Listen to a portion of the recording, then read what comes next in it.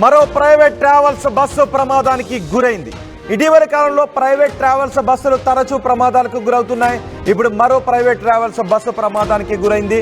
ఆ బస్సు వేగంగా వస్తూ ఒక కారును ఢీకొట్టి ఆ తర్వాత ఆగి ఉన్న లారీని ఢీకొట్టింది ఈ ప్రయాణికులతో వెళ్తున్న ప్రైవేట్ ట్రావెల్స్ బస్సు. మీరు ఆర్టీవీ స్క్రీన్ పైన చూడొచ్చు, ఒకసారి చూడండి. ఆర్టీవీ స్క్రీన్ పైన వేగంగా బస్సు వస్తూ ఉంది.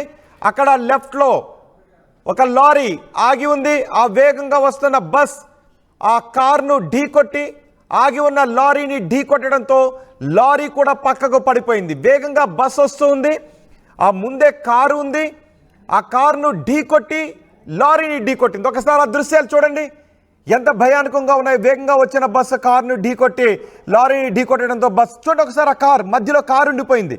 ఒకవేళ ఆ కారుకి చిన్న చిన్న సొట్టలు మాత్రమే పడ్డాయి. ఒకవేళ మధ్యలో ఉండుంటే ఆ కారు నుజ్జు అయిపోయి ఉండేది. కానీ ఈ బస్సు మాత్రం నుజ్జు అయిపోయింది. ఇక్కడ మీకు కనిపిస్తున్న తప్పేంటి? మీ అభిప్రాయాన్ని కమెంట్ బాక్స్లో తెలియచేయండి. అక్కడ లారీ ఆగి ఉండడం తప్పు, అంటే హైవే పెట్రోలింగ్ అధికారులు తప్పు. బస్సు వేగంగా వస్తూ ఉంది, ముందు ఒక కారు ఉంది, అక్కడ లారీ ఉంది. వేగ నియంత్రణలో లేకపోవడం ఆ బస్సు తప్పిదం కూడా. ఇటీవలి కాలంలో ప్రైవేట్ ట్రావెల్స్ బస్సులు ఎక్కువగా ప్రమాదాలకు గురవుతున్నాయి.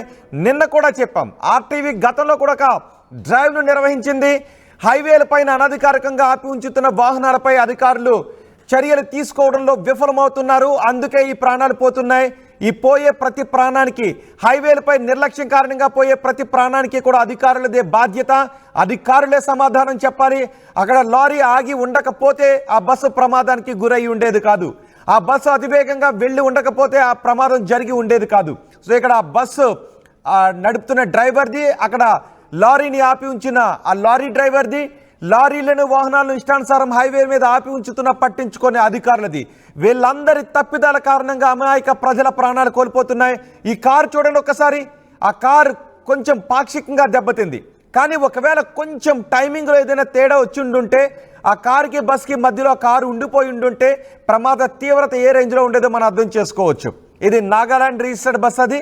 కానీ ఆ నాగాలాండ్ నుంచి చాలా బస్సులను ఇక్కడ తీసుకొచ్చి రెనోవేట్ చేసి ఆ బస్సులను రీమోడల్ చేసి ఇక్కడ తిప్పుతూ ఉంటారు.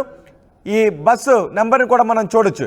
మహబూబ్ నగర్ జిల్లా జడ్చర్లలో ఈ ఘోర ప్రమాదం చోటు చేసుకుంది. కారును ఢీకొడుతూ ఆగి ఉన్న లారీని ఢీకొట్టింది ఈ పాసింజర్ బస్. ఇక్కడ మరో విషయం ఏంటి అంటే, అధికారులు హైవేల పైన స్పీడ్ నియంత్రణ కంట్రోల్ చేయలేకపోతున్నారు. హైవేలపై ఎంత వేగంతో వెళ్ళాలి? కేవలం ఆర్టీసీ బస్సులు మాత్రమే వేగ నియంత్రణను పాటిస్తున్నాయి. ఎందుకంటే ఆర్టీసీ డ్రైవర్లకు సమయానికంటే ముందు ఆ డెస్టినేషన్కి చేరుకుంటే ఆర్టీసీ డ్రైవర్లపై కఠిన చర్యలు ఉంటాయి కాబట్టి వాళ్ళు మితిమీరిన వేగంతో వెళ్ళడం లేదు. కానీ ప్రైవేట్ ట్రావెల్స్ మాత్రం సమయానికంటే ముందే వెళ్ళిపోవాలి, సమయానికంటే ఒక అరగంట గంట ముందే వెళ్ళిపోవాలి అనే అత్యుత్సాహంతో డ్రైవర్లు వేగంగా పోనిస్తున్నారు. ఆ కారణంగా అకారణంగా ప్రయాణికులు ప్రాణాలు కోల్పోతున్నారు. ఇటీవలి కాలంలో తరచూ రోజుకి ఎన్నో యాక్సిడెంట్లు జరుగుతున్నాయి ప్రైవేట్ ట్రావెల్స్ బస్సులు. ఆర్టీఏ అధికారులు ఏం చేస్తున్నారు? ఆర్టీఏ అధికారులు ప్రైవేట్ ట్రావెల్స్ బస్సులు వెళుతున్న మితిమీరిన వేగంపై మీరు వేగ నియంత్రణ చర్యలు తీసుకోకపోతే ఈ పాపంలో మీరు భాగస్వాములు అవుతారు. ఇక్కడ చూడండి ఒకసారి, మహబూబ్ నగర్లో చోటు చేసుకున్న ఈ బస్సు ప్రమాదంలో 25 మంది పాసింజర్లకు గాయాలయ్యాయి. వాళ్ళంతా పండగల కదా అని ఆనందంగా ఉండటానికి ఊళ్ళకి వెళుతూ ఉంటే ప్రమాదాల్లో చనిపోతున్నారు, ప్రమాదాల్లో గాయపడుతున్నారు. దీనికి కారణం కేవలం అత్యాస, ప్రైవేట్ ట్రావెల్స్ బస్సు ఓనర్ల అత్యాస. ఎందుకంటే వాళ్ళు వేగంగా ట్రిప్పులు వేయాలి అని ఒక్కొక్కసారి డ్రైవర్లకు రెస్ట్ కూడా ఉంచడం లేదు. డ్రైవర్లను రెస్ట్లెస్గా డ్యూటీలు చేయించడం వల్ల ఈ ప్రమాదాలు ఏర్పడుతున్నట్టుగా తెలుస్తోంది. మరికొన్ని సందర్భాల్లో క్లీనర్లు, డ్రైవింగ్ పై అనుభవం లేని క్లీనర్లు బస్సులు నడుపుతున్నారు కొన్ని సందర్భాల్లో. మరికొన్ని సందర్భాల్లో సెకండ్ డ్రైవర్ ఉండడం లేదు, రెండో డ్రైవర్ ఉండడం లేదు. డ్రైవర్ ఎక్కువగా అలసిపోతూ ఉన్నాడు. ప్రైవేట్ ట్రావెల్స్ యాజమాన్యాలు మాత్రం వాళ్ళకి కావాల్సింది సీట్లు నింపుకోవడమే. ఈ కారణంతో ప్రమాదాలు జరుగుతున్నాయి. ఇక్కడ కూడా ప్రైవేట్ ట్రావెల్స్ బస్ చాలా వేగంగా వచ్చింది. చూడండి ఒకసారి, ఆ కారును ఢీకొట్టి కారును తప్పించబోయి ఆ లారీని ఢీకొనడంతో లారీ పక్కకి ఎలా పడిపోయిందో మనం చూడొచ్చు. ఈ ప్రమాదంలో 2 చనిపోయారు, 25 మందికి గాయాలయ్యాయి.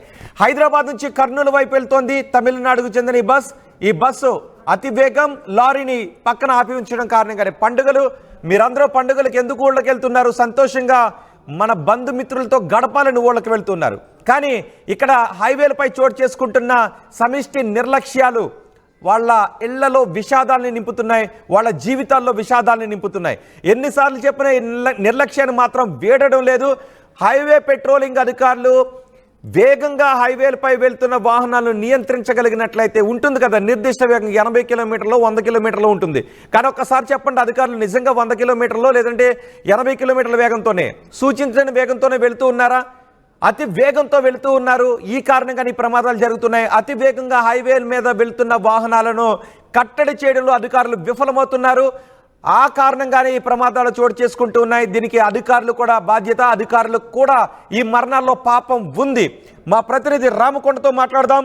రామకొండ, ఈ ప్రమాదానికి కారణం అతివేగమే అని చాలా స్పష్టంగా తెలుస్తుంది. ఒకటి అతివేగం, రెండు అక్కడ లారీని ఆపకూడని చోట లారీని ఆపి ఉంచడం. ఆపొద్దు, లారీలను రోడ్డు పక్కన అనవసరంగా ఆపి ఉంచొద్దు అని చెబుతున్నా ఎవరూ కూడా వినిపించుకోవడం లేదు, అధికారులు పట్టించుకోవడం లేదు. టోల్ ప్లాజాల నిర్వాహకులు కూడా కేవలం టోల్ ప్లాజాల దగ్గర డబ్బులు తీసుకుంటున్నారు తప్ప ఆ రోడ్డు మెయింటెనెన్స్ ఎలా ఉందో చూడలేదు. అక్కడ ఏదైనా వాహనాలు అనవసరంగా ఆగి ఉన్నాయా, లేదంటే హైవేపై రాంగ్ రూట్లో ఏదైనా వెహికల్ వస్తుందా అన్నది కూడా పట్టించుకోవట్లేదు. కేవలం టోల్ ప్లాజాల దగ్గర డబ్బులు తీసుకోవడమే వాళ్ళకి కావాలి. ప్రైవేట్ ట్రావెల్స్ వాళ్ళకు సీట్లు నింపుకోవడమే కావాలి. ఈ లారీ ఓనర్లు కూడా అంతే. సంబంధిత అధికారులకు నెలకు జీతం మాత్రమే కావాలి. ఎవరు కూడా పట్టించుకోవడం లేదు. ఒకవేళ మీరు పట్టించుకుని ఉంటే ఈ ప్రమాదం జరిగి ఉండేది కాదు. 25 మంది పండగ సమయంలో గాయపడి ఉండేవారు కాదు. 2 ప్రాణాలు పోయి ఉండేవి కావు. మా ప్రతినిధి రామకొండతో మాట్లాడతాను. రామకొండ, ఈ ప్రమాదానికి అతివేగమనే తెలుస్తుంది. గాయపడిన 25 మంది పరిస్థితి ఏంటి?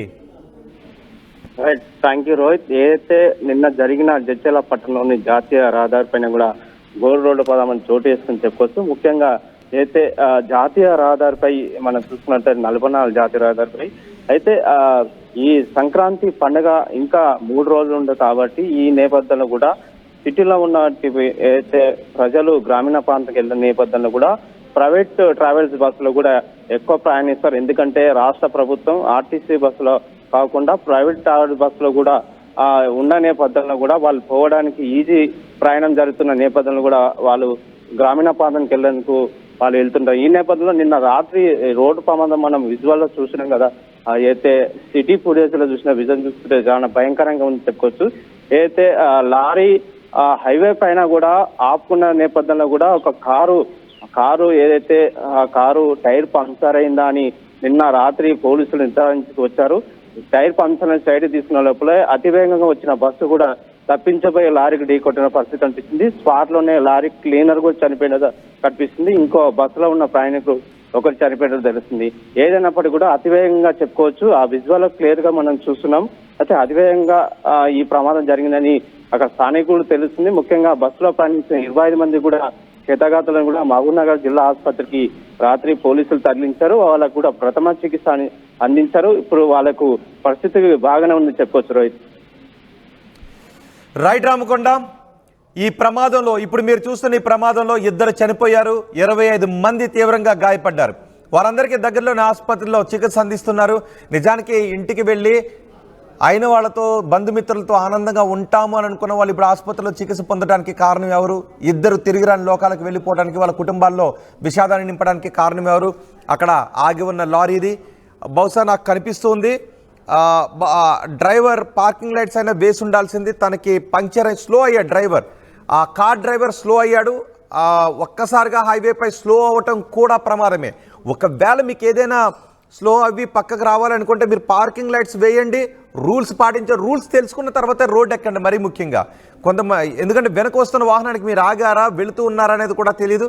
అదే సమయంలో బస్సు కూడా వేగంగా వచ్చింది. ఒకవేళ వేగంగా వచ్చి ఉంటే ఆ లేన్లో వెళ్తున్న ఆ కారుని కాకుండా వేరే లేన్లోకి వెళ్ళిపోయి ఉండేది ఆ బస్. కానీ వేగంగా వచ్చిన బస్ దగ్గరలో ఉన్న కారు స్లో కావడంతో ఆ కారుని గుద్ది ఆగి ఉన్న లారీని గుద్దింది. ఇక్కడ సమిష్టి నిర్లక్ష్యం ఎక్కడ వస్తుంది అంటే ప్రమాదం జరుగుతుంది, ప్రమాదానికి అవకాశం ఉంటుంది అని ఊహించకపోవడమే. ప్రమాదానికి అవకాశం ఉన్న పరిస్థితులను ముందుగా ఊహించకపోవడం కూడా నిర్లక్ష్యమే.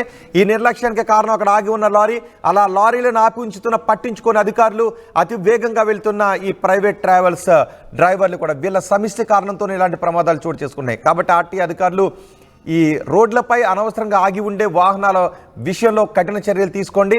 అతివేగంగా హైవేలపై వెళ్తున్న వాహనాల విషయంలో కూడా కఠిన చర్యలు తీసుకోండి. ఒకసారి ఆ ప్రమాదం చూడండి, ఆ బస్సును చూడండి, ఒకసారి ఫ్రంట్ పార్టీ ఎలా నుజ్జు అయిపోయిందో. అందులో డ్రైవర్ కూడా మరణించినట్టుగా తెలుస్తుంది. ఫస్ట్ ప్రమాదానికి గురయ్యేది డ్రైవర్. నీకు ఒక కుటుంబం ఉంటుంది, మీ ఇంట్లో పిల్లలు కూడా నీ కోసం ఎదురు చూస్తారు అని గుర్తుపెట్టుకో. నీ బస్సులో తీసుకువెళ్తున్న అంతమంది జనాలకి కుటుంబాలు ఉంటాయి, వాళ్ళ కోసం ఇంటి దగ్గర ఎదురు చూస్తూ ఉంటుంటారు, వాళ్ళ ప్రాణాలు నీ చేతిలో ఉంటాయని గుర్తుపెట్టుకో. అతి వేగంగా పోవడం కారణంగా నీ కుటుంబం రోడ్డున పడుతుంది, నీ బస్సులో ప్రయాణం చేస్తున్న మిగిలిన వాళ్ళ కుటుంబాలు కూడా రోడ్డున పడతాయి. బస్సు చూడండి ఒకసారి ఎంత నుజ్జు అయిపోయిందో. మొత్తం డ్రైవర్ అందులో నుజ్జు అయిపోయాడు, అందులో ఇరుక్కుపోయాడు. మిగిలిన పాసెంజర్లకి గాయాలయ్యాయి, 2 చనిపోయారు. సో రోడ్లపై వెళుతూ ఉన్నప్పుడు రూల్స్ను పాటించండి, వేగ నియంత్రణ పాటించండి. మీకు మరీ ముఖ్యంగా నిద్ర వస్తే పర్వాలేదు, అరగంటైనా గంటైనా మీ కారణంగా ఇతరులు కూడా ప్రమాదాలకి గురవుతారు.